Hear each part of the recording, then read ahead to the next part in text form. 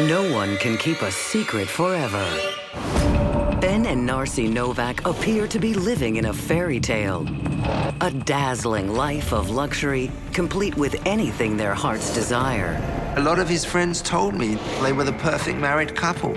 Until their storybook romance warps into a twisted tale of greed and dangerous sexual fetishes. We definitely liked what he wasn't supposed to. Couples who engage in that type of activity want to escalate it, so it becomes a little more risky, a little more dangerous. What dark demons are hiding behind their mansion walls? Everything comes out in the wash. It was a stunning revelation to Miami society. Soon, every dirty little secret will be revealed.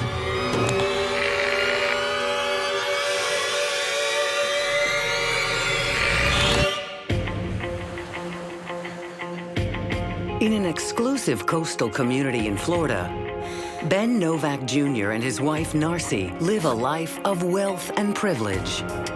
Ben's late father once owned the famed Miami Beach hotel, the Fontainebleau. Now Ben and his mother Bernice carry on the family legacy. And Ben and Narcy are the toast of upper-class Miami. The Novack family was royalty, so if you wanted to be known or be seen in Miami and break into the social scene, you had to have the Novacks in your Rolodex. Ben and Narcy have been married for 19 years and live an opulent lifestyle most people envy. Ben and Narcy Novack, without a doubt, were living the high life. They were sipping fine champagnes, lived in a multi-million-dollar mansion on the waterfront, hung out with the who's who crowd. This was a couple that lived a very extravagant lifestyle. Ben is known for showering Narcy with expensive gifts like jewelry, cars, and plastic surgery. And Narcy spends her free time planning lavish parties for the couple's friends. My mother definitely knew how to throw a party. And she liked everybody kind of happy. She was always pretty good at that. She tried really hard to be the good wife, which in South Florida means the bigger house, the bigger boats, the big boobs, who has the best plastic surgeons. It's their lifestyle. In addition to the millions he spends pampering Narcy, Ben spends millions more indulging his own passion, comic books. If you were a collector of comics, then you would be envious. Other than that, you just thought it was way out of control. He wanted to have the world's best collection. And he was spending, you know, maybe $200,000 or $300,000 a year on any kind of memorabilia he could. The net worth of Ben Novack, if you combined his collection, his homes, was estimated at around $8 to $10 million. But the Novacks don't just care about money.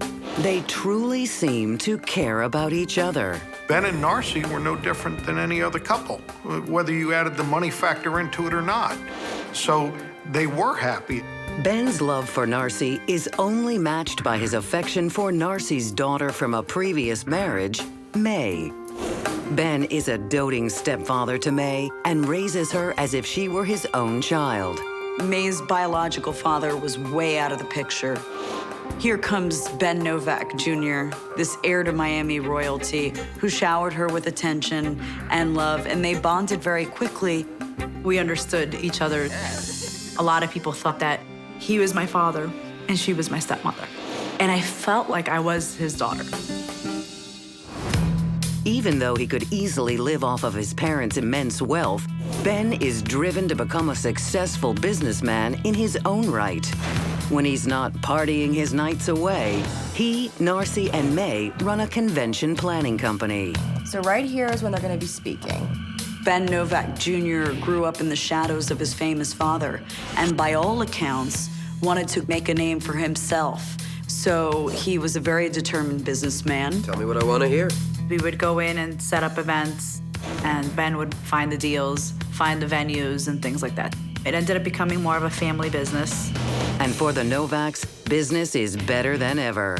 The company is generating more than $50 million annually. In 2009, their convention planning business brings them to Rye Brook, New York, for one of their most important corporate conventions of the year. Little do they know, this trip to New York will be their last.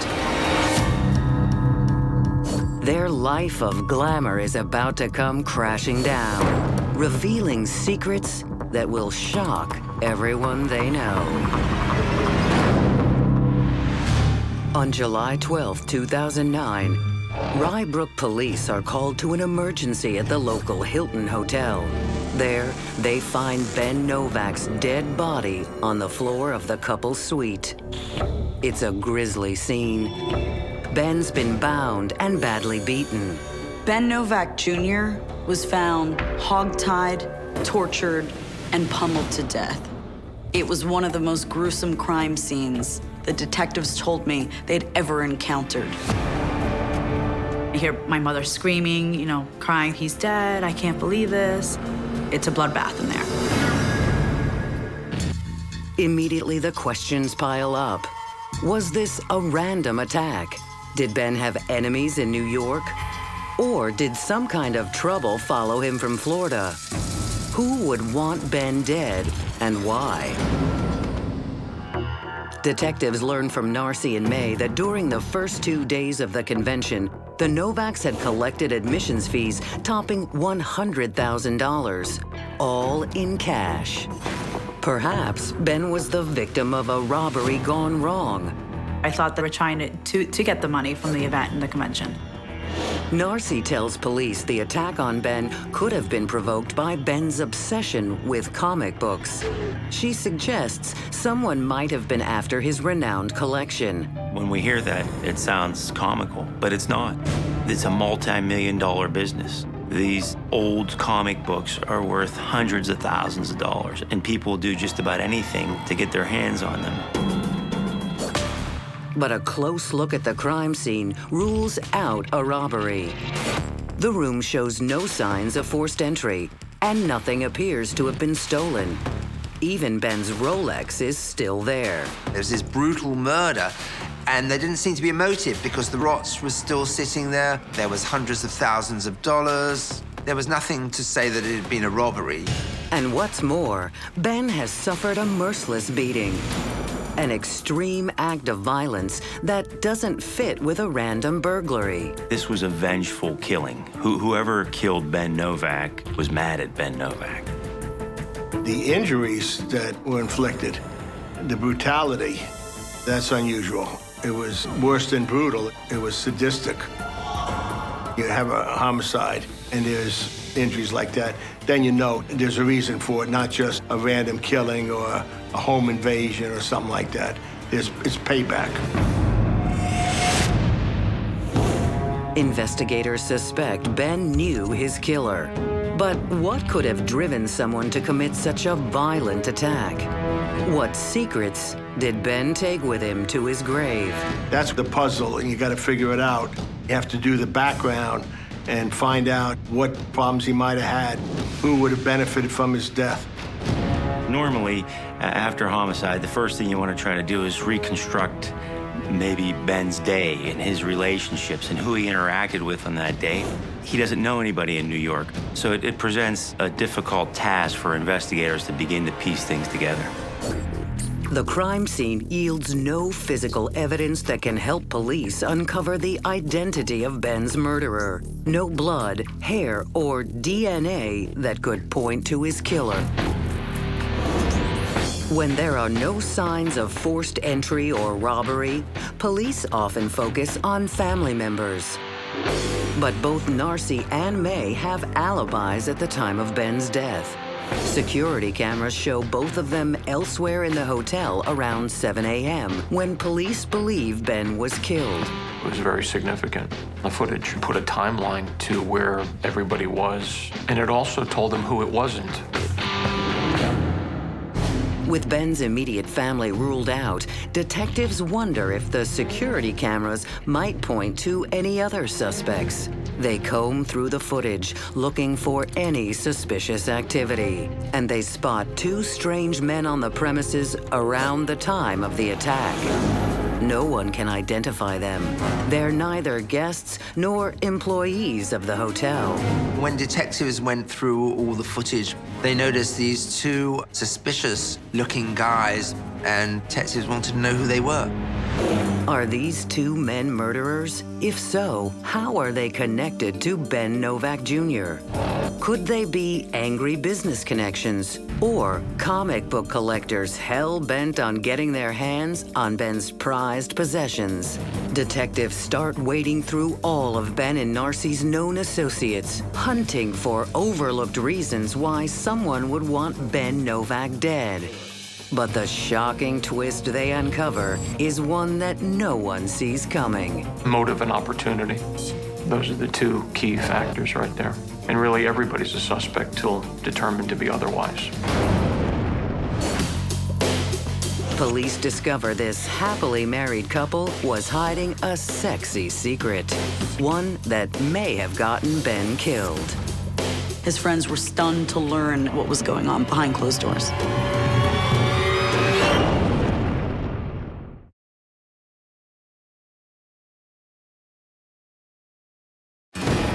Ben Novack Jr., heir to a hotel fortune, has been found bound and beaten to death on the floor of a hotel suite in Rybrook, New York.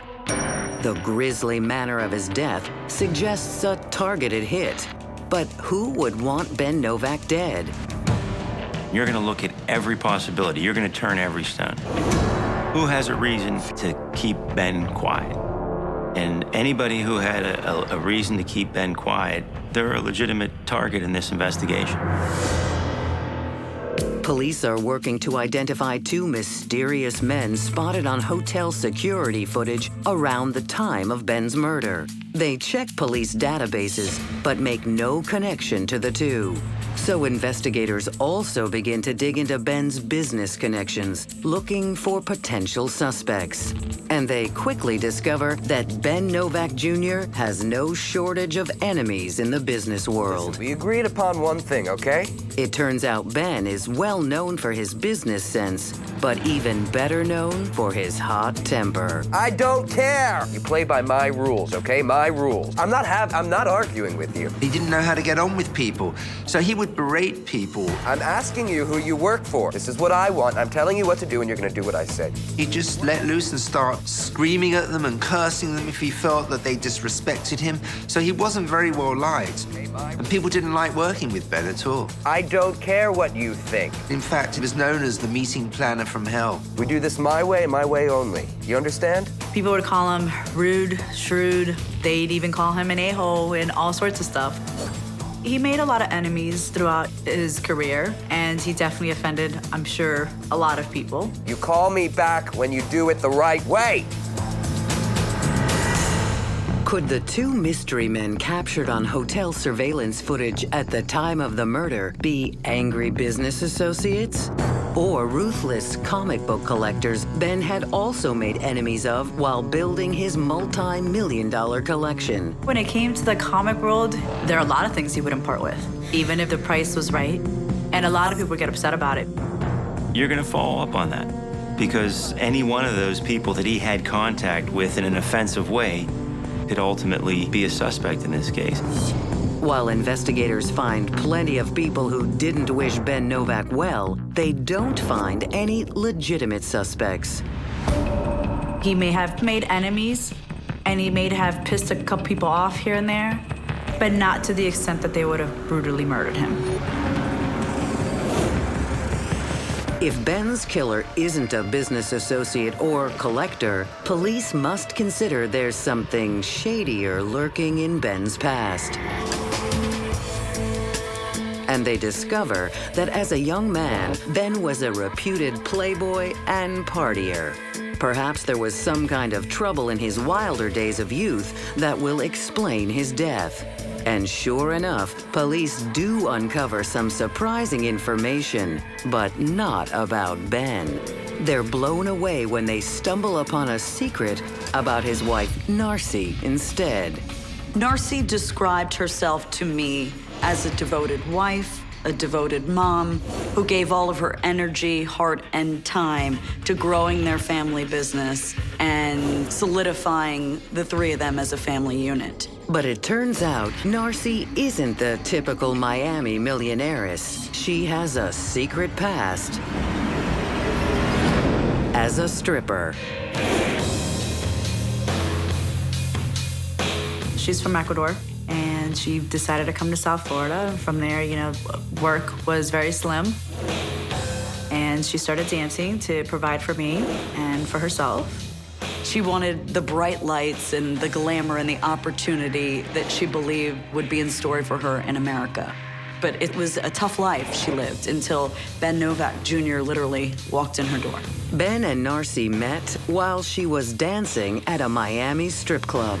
Ben liked strip clubs. And one day he turned up and he saw Narcy. She asked who this rich guy was, you know, who's tipping $10 bills. That was Ben Novack. Within a couple of weeks, she'd handed in her notice.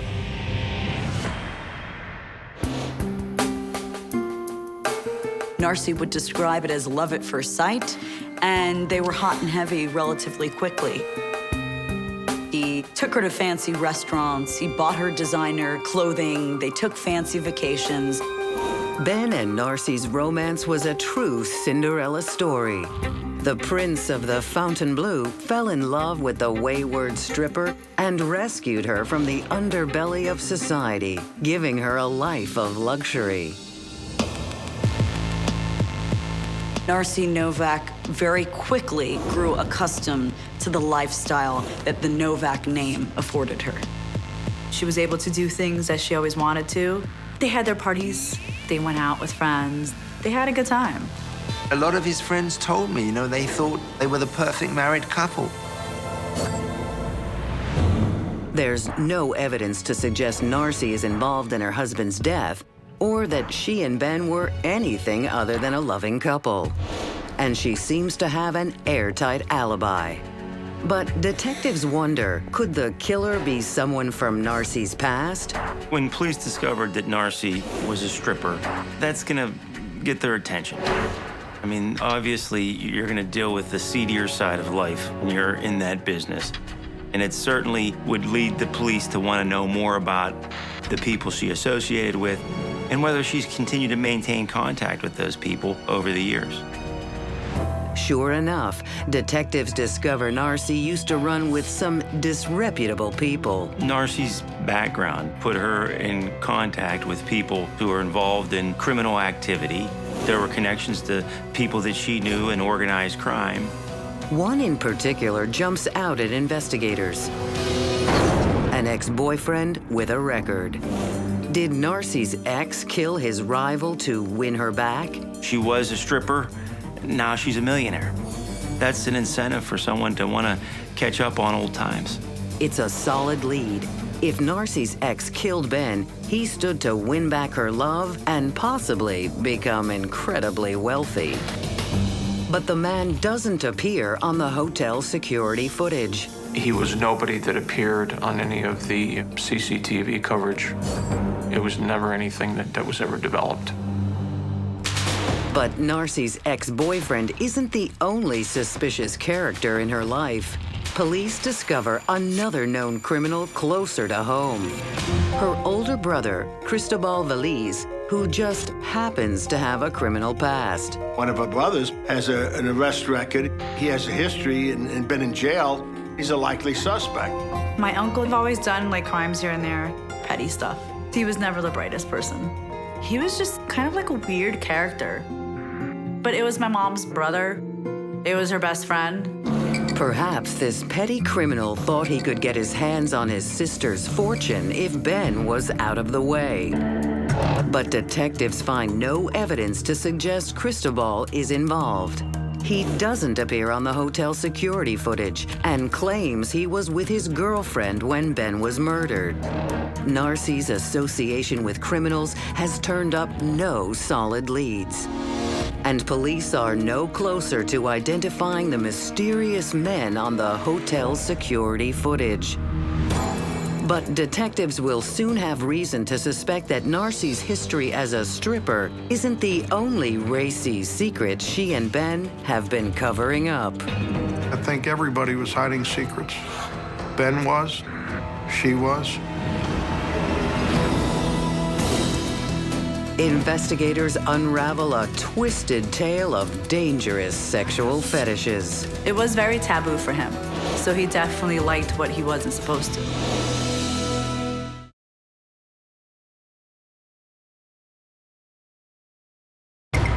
Police are hunting for suspects in the murder of millionaire playboy Ben Novack Jr. And when they dig up an old police report about an incident at the Novacks' home 7 years earlier, they're surprised to discover some troubling similarities to Ben's death. It seems Ben had been the victim of another violent attack in which he had been tied to a chair and robbed. There was a 2002 incident where Ben Novack Jr. was tied up, beaten, and assaulted in his own home, tied to a chair for literally a day. Investigators wonder if the two attacks are related. Could whoever attacked Ben 7 years ago have returned to finish the job? Investigators question Narcy about the previous attack. But when they tell her their theory that the two incidents are connected, Narcy claims that Ben's report to the police was a lie. There's something you might want to know. She tells investigators a very different story of what really happened that night 7 years ago. And she admits a scandalous secret. She and her husband Ben often indulged in kinky S&M games. The Novacks lived a torrid, sexually charged marriage, complete with sadomasochist sex and bizarre fetish fantasies, and a multitude of other shocking things. She basically told police, and she used the word pervert, that Ben was perverted. Narcy tells investigators that on that night in 2002, she had seduced Ben and, as part of the fun, handcuffed him to a chair and left him there. But Ben couldn't free himself. More than 24 hours later, people finally found him, still cuffed to the chair. Narcy tells police that, embarrassed by the incident, Ben fabricated the robbery so his friends and clients wouldn't discover his kinky secret. He actually enjoyed being tied up. Narcy told police it was just a sex game gone bad, and this was how they experienced their marital life, and this was what they were into. They liked tying each other up. They'd leave each other there for a while, helpless, and I guess that was the turn-on. Narcy reveals that Ben's sexual fetishes didn't stop with S&M. Their love games often involved other people. He would have her have sex with other women. He would have her have sex with other men, 2 at a time. Whether it's bondage, sadomasochistic behavior, having a third party involved, Benji was pretty into it. Could Ben's death be a sexcapade gone wrong? Narcy admits to police that Ben's sexual appetites often cross the line into physical danger. S&M games can be dangerous because what happens is couples who engage in that type of activity at times want to escalate it, and so that it becomes a little more risky, a little more dangerous, and can ultimately result in death at times. Narcy insists their sex play never strayed that far into violence, and that a sex game was not the cause of her husband's death. But Narcy's daughter, May, tells investigators that Ben had other secret liaisons. Perhaps one of those relationships was more dangerous. My stepfather has been. May reveals that her stepfather was cheating on her mother with other women who were often prostitutes. Friends have told me that during the heyday of their best years together, that on the side, Ben was soliciting prostitutes. It was very taboo for him, so he definitely liked what he wasn't supposed to. Ben always had 2 or 3 girlfriends throughout his relationship with Narcy. I don't think these affairs were ever that serious. It was just Ben liked playing that part of the playboy and having a secret life. In fact, most people never knew anything about Ben's infidelities or Narcy and Ben's secret sex life. They worked hard to keep up a normal facade. Perhaps one of Ben's jilted lovers had taken their relationship more seriously than he did. Had one of Ben's former flings killed him in a jealous rage? What's of interest to law enforcement is if he's having an extramarital affair, could that relationship be the motive as to why the homicide was committed? May explains that of all Ben's affairs, one was more serious than the others. For the past year, her stepfather had been dating a former porn star. It was different with Rebecca. The other ones never really meant anything. He met Rebecca in an online sex ad. They met and he paid her $600 for sex. But the relationship did not end there. A true romance blossomed. Ben had even moved Rebecca from Miami to Fort Lauderdale to be closer to him, and had been secretly paying for her apartment and all her living expenses. He treated her very well. Ben Novack Jr. put her up in a gorgeous condo, spoiled her, spent a lot of time with her. Could this affair hold the key to solving Ben's murder? Did she have a different understanding than Ben did of their relationship? Did she think that she was going to be the new wife of Ben Novack? And when she found that she wasn't, was she willing to kill because of it? Those are questions that the police need to answer. When detectives interview Rebecca, Ben's porn star, she claims they were very much in love. She insists she had no reason to want Ben dead because he was going to divorce Narcy to be with her. It appears that Ben and Rebecca were actually very, very close. Rebecca said that Ben had announced he would like to marry her and leave Narcy for her. Rebecca tells police that when Narcy learned of their affair and that Ben wanted a divorce, she became insanely jealous. Stay away from him. You think you're the only girlfriend he has? Narcy even threatened her, Rebecca claims. You don't know who you're messing with. And offered her $10,000 to stop seeing Ben, which she flatly refused. Could Narcy have been so enraged by the affair that she committed murder? Stay away from him. But detectives learned from May that Ben's numerous infidelities were no secret. She says her mother knew about her husband's weakness for other women and turned a blind eye. He would cheat over and over again, and she forgave him every time. Narcy Novack appeared to be of the belief that powerful men could have dalliances, but at the end of the day, she said, though he wasn't perfect, Ben Novack was perfect for her. Did Ben's porn star overestimate his affection for her? Or was Narcy less tolerant of her husband's philandering than she let on? Two women seem to have had motive to seek revenge on Ben Novack Jr. Did one of them hire the two mystery men seen on the hotel's videotape and have them kill Ben? He married a stripper. His mistress is a porno star and a prostitute. So we know that throughout his life, he's been involved with seedy, unseemly situations. Could one of those have cost him his life? Investigators get an anonymous tip that shines a light on the most staggering secret yet, a second unsolved murder. Everybody has secrets that you don't want anybody else to know.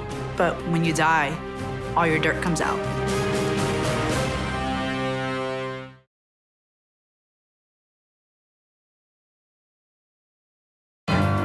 Police suspect Rebecca, Ben Novack Jr.'s ex-porn star mistress, may have murdered her lover. But that theory gets called into question when police receive an anonymous letter suggesting Ben is not his killer's first victim. It's a strange turn for the investigation. The letter claims Ben's elderly mother, 86-year-old Bernice Novack, who recently died, was the killer's first target. Police are skeptical, but pull the case file for a closer look. You get a lot of anonymous tips in every homicide. So you investigate every single one. And what's remarkable is you just need that one good tip. 3 months before his own death, Ben Novack Jr.'s mother was discovered lifeless on the floor of her Fort Lauderdale home. Initially, Bernice Novack's death was considered the result of an accidental fall. But when Rye Brook police re-examine the case photos, it's clear to them that Bernice's death was no accident. In most cases, when you have an elderly person and they fall, they're going to have a specific injury. But she had multiple injuries, different parts of her head. Head wounds and a broken finger that were initially attributed to a bad fall now look like evidence of a brutal beating.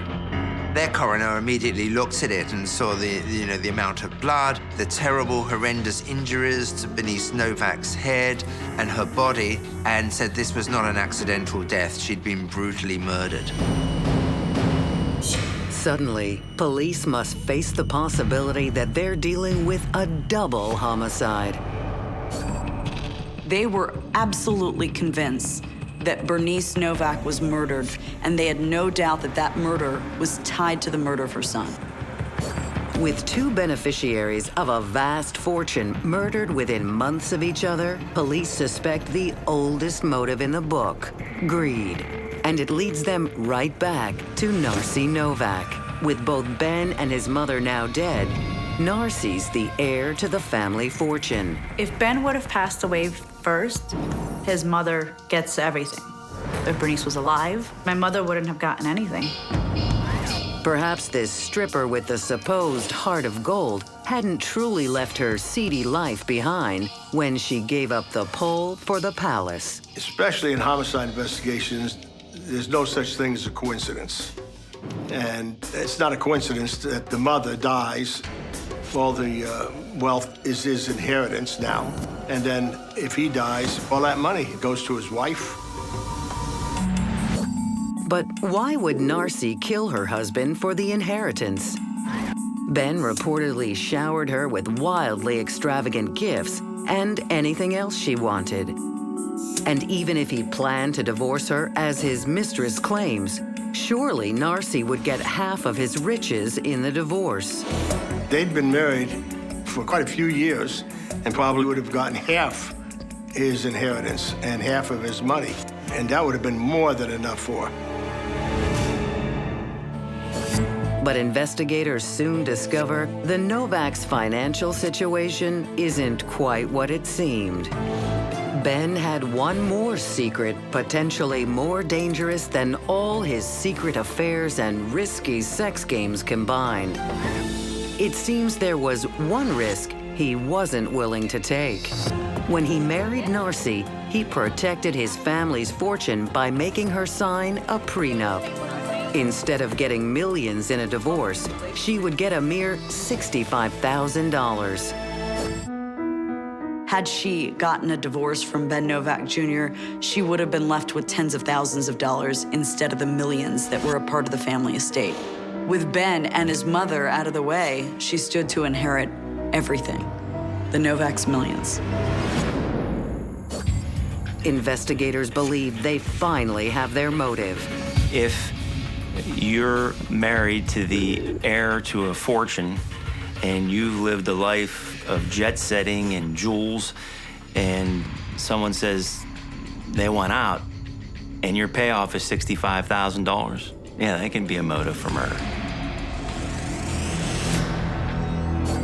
But when investigators confront Narcy, she points the finger at another member of the family. I think there's something you should know. Narcy suggests her own daughter, May, orchestrated the plot to kill her stepfather and grandmother. But not just because she, too, stood to lose her inheritance if her parents divorced. Narcy levels a shocking allegation at her daughter. that she was sleeping with her own stepfather. An illicit relationship with his stepdaughter, while it's, unseemly and unpalatable to some people to even think about that, it's an area that the police had to go in to determine whether or not it was true and whether or not it had anything to do with his death. Had May killed Ben when she discovered he had another mistress? Had she decided to cash in early on her inheritance? Narcy also told me that if Ben was dead, her daughter was to blame.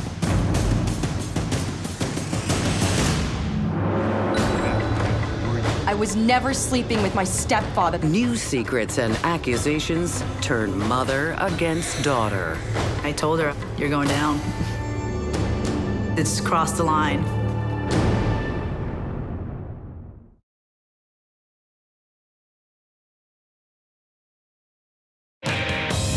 Investigators have unraveled a tangled web of secret fetishes and sordid affairs in the search for Ben Novack Jr.'s murderer. And now, mother and daughter have turned on each other.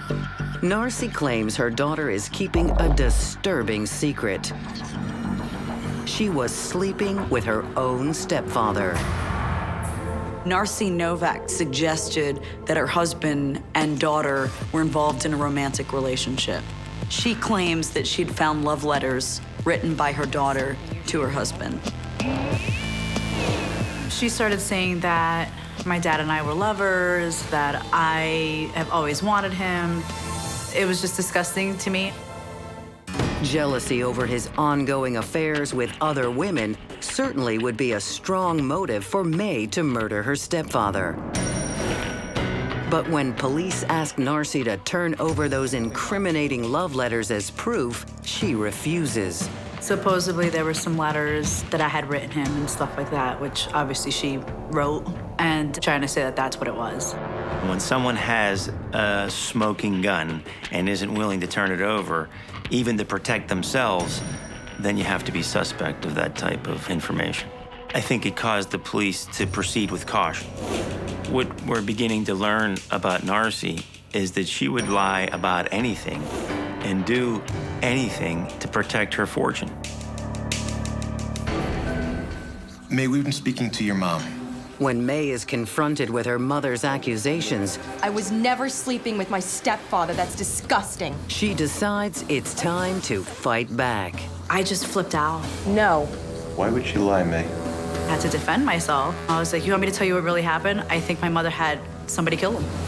May turns the tables on her mother. I know she was blackmailing him. She tells police that Ben feared what would happen to his reputation if word of his sexual fetishes ever got out. She says Narcy had been using this against him for years, Do you want me to start talking? threatening to expose his dirty secrets to the public should he ever leave her. He wanted to give the outward appearance of this successful businessman who was clean living, family-oriented. He didn't want people to think that he was a fetishist that enjoyed being tied up. Ben had a secret that he thought would jeopardize his business and his status in the community. He needed to protect that secret, and he was willing to live with a woman that didn't love him, who was blackmailing him to do it. Perhaps when Ben met Rebecca, he decided being with her was worth the risk of Narcy exposing his secrets to the world. Blackmail is a temporary thing. People will put up with it for a while. But there comes a point in time where they say, I'm willing to give it up. I'll divulge my secret. I'm not going to live under this blackmail any longer. And that's inevitable. Police theorized that Ben told Narcy he'd no longer play her games and finally decided to end his marriage. That decision would leave Narcy with a mere $65,000 thanks to their prenup. So faced with losing her fortune, investigators believe this sexy Cinderella decided to murder her Prince Charming. But they have a problem. Narcy seems to have a solid alibi. She's on videotape elsewhere in the hotel when police believe Ben was attacked. But that doesn't mean she couldn't have hired others to do her dirty work. like the two men seen on the hotel's videotape near the crime scene. Police decide to take another hard look at someone very close to her, her brother, Cristobal.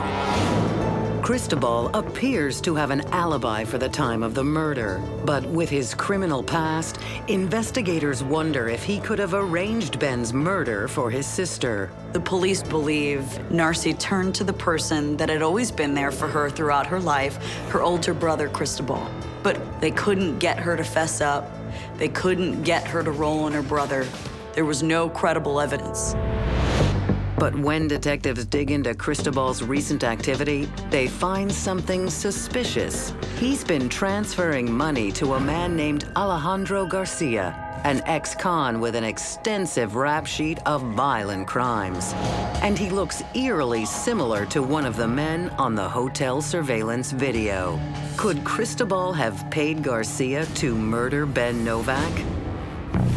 Garcia is brought in for interrogation and quickly spills the beans. He'd finally broken because police had the CCTV coverage from the hotel that showed him leaving the hotel right after Ben's murder. But Garcia has another secret to tell police. He says Ben Novack wasn't his only victim. He says Narcy and Cristobal hired him and a cohort to kill first Bernice, then Ben, so Narcy would get the family inheritance. Garcia finally did a deal with the prosecutor and admitted that he'd killed Bernice earlier and then killed Ben, and told them exactly how it had been done. He was candid. He was straightforward. He told the police in very specific terms what he did, why he did it, and who got him to do it. And that was the turning point in this case.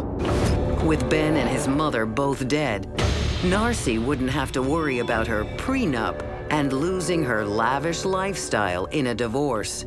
She'd be next in line to inherit their fortune. The murder of Ben Novack Jr. ultimately boils down to deadly greed, lust, and betrayal. It's that simple. It's kind of unsettling, an evolving story that just keeps getting worse and worse and worse. After Alejandro Garcia's confession, investigators search his belongings and make one last stunning discovery. A picture of May in his wallet. It seems there was one final name on Narcy's hit list. Her own daughter. He confessed to Ben's murder, and he had told him that I was supposed to be next. Narcy and her brother actually put a hit out on her own daughter, and they had set the plan in motion. Nothing can go wrong. To have her physically assaulted and frame her for the death of her husband. Police have gotten to the hitman just in time. She was desperate. She was grasping for anything. And at that point, nothing could surprise me. With May's help, Narcy and Cristobal are convicted of murdering Ben and Bernice Novack. Brother and sister are sentenced to life in federal prison. When you hear your mother's gonna spend life in prison, it's kind of sad. I know that she belongs there. You know, she's turned into this other person, and I just don't feel like she's my mother anymore. Ben Novack Jr. feared his sexual secrets would ruin his life if they ever got out. But he didn't realize that greed can be more deadly than any secret. Narcy Novack really thought that Ben was going to leave her after 27 years, and she was going to land up with almost nothing, decided that the only way out was to kill her husband. She did. What this case proved in every way was that everything comes out in the wash. Dirty little secrets don't stay hidden forever. I was angry before, but I feel sorry for her now because she didn't see what she had. She chose to be where she's at. She put herself there.